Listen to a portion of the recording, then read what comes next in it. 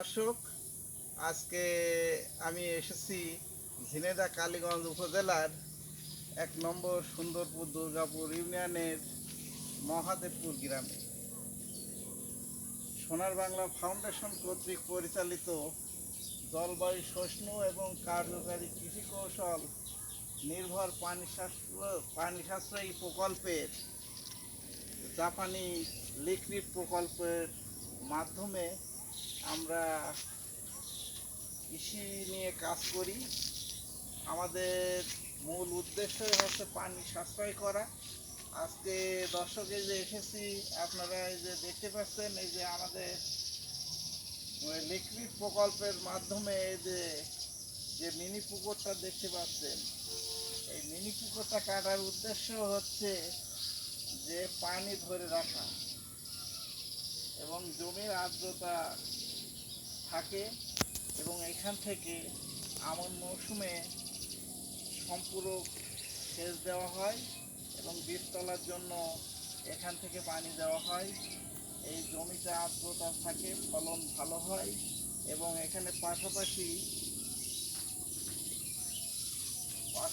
আপনারা দেখতে পাচ্ছেন এই যে সবজি, এই দেখেন পাউরি দিয়ে বিভিন্ন রকমের সবজি এখানে লাগানো হয়েছে। এখানে সম্পূর্ণ বিষমুক্ত। এই যে আপনারা দেখতে পাচ্ছেন কুমড়ো গাছ, ওল, এই যে কচু, বিভিন্ন রকমের সবজি এখানে আছে। এখানে আমাদের কৃষক সদস্য অক্ষয় কুমার বিশ্বাস তার নিজের পরিবারের এই সবজির চাহিদা মিটিয়েও এখান থেকে সে বাড়তি সবজিটা বাজারে বিক্রি করে তার একটা ভালো টাকা এখান থেকে আয় হয়। এবং পাশাপাশি এই যে মিনি পুকুরটা, এদিকে ধরে মিনি পুকুর, এই পুকুরে যে মাছ হয় নিজের খাবার চাহিদাটা সে মেটাতে পারে। এই যে পাশাপাশি দেখেন, এই যে যে জমিটা আপনাদেরকে দেখাচ্ছি, এই এই জমিতে আগে হচ্ছে এখানে ধান চাষ হচ্ছে। এই যে জাপানি প্রকল্পের মাধ্যমে তারা বিভিন্ন রকম পানি সাশ্রয়ী প্রশিক্ষণ, বীজ সংরক্ষণ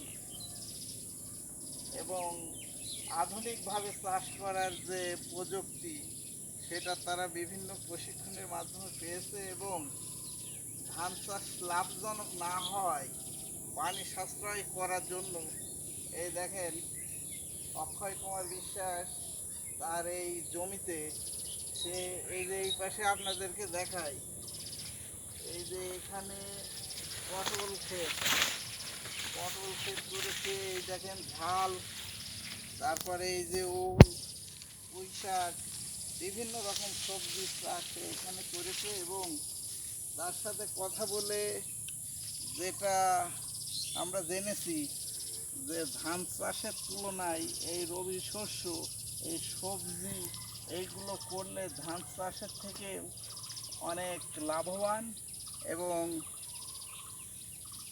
পানি সাশ্রয় করা সম্ভব হচ্ছে। তো দর্শক, আপনাদেরকে এই ক্ষেতটা ঘুরিয়ে দেখাই। পুরো ক্ষেতটা দেখেন কি সুন্দরভাবে সে এই সবজি ক্ষেতটা করেছে।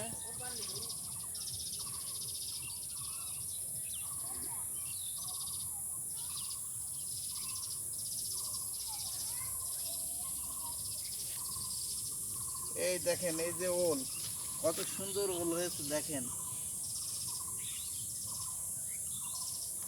তাই এই ক্ষেতটা করে সে লাভবান এবং আরও নতুন নতুন ভাবে সে নতুন সবজি, অন্যান্য যে ফসল আছে সে চাষবাস করার জন্য আগ্রহ প্রকাশ করেছে।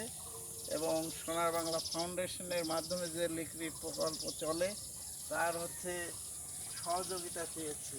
এই দেখেন একটা ডাটা গাছ দেখতে পাচ্ছেন, এটা বীজ তৈরি করার জন্য গাছটা রেখেছে। এই দেখেন কত সুন্দর এটা রেখেছে সে বীজ সংরক্ষণ করার জন্য। তো দর্শক, রনি বিডির পক্ষ থেকে শুভেচ্ছা নেবেন এবং আমার ভিডিও যদি আপনাদের ভালো লাগে আমার পাশে থাকবেন, সহযোগিতা করবেন, এরকম নতুন নতুন ভিডিও আবার আগামীতে যাতে নিয়ে আসতে পারি সেই আশা ব্যক্ত করে আজকে এই পর্যন্তই। আপনারা ভালো থাকবেন, ধন্যবাদ। ভালোই হয়েছে।